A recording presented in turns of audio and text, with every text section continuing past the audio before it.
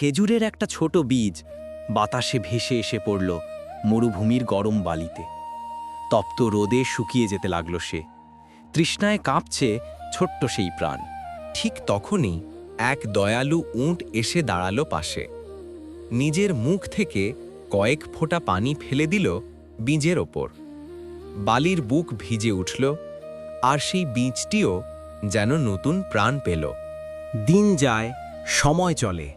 ঝর্ণা থেকে হরিণ, খরগোশ, পাখি সবাই মিলে প্রতিদিন পানি এনে দেয় সেই ছোট গাছে।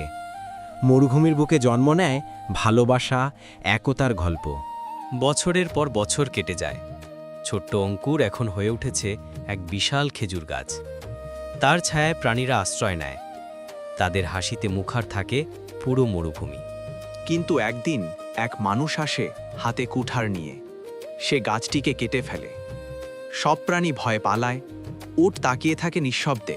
কিছুদিন পর সেই কাটা গাছের গোড়ায় থেকে একটি নতুন অঙ্কুর জন্ম নেয়।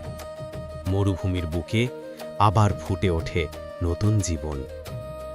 কিন্তু উটের চোখে এখনও অশ্রু ঝরে, কারণ সে হারিয়েছে তার পুরনো বন্ধুকে। প্রকৃতি কখনো থেমে থাকে না।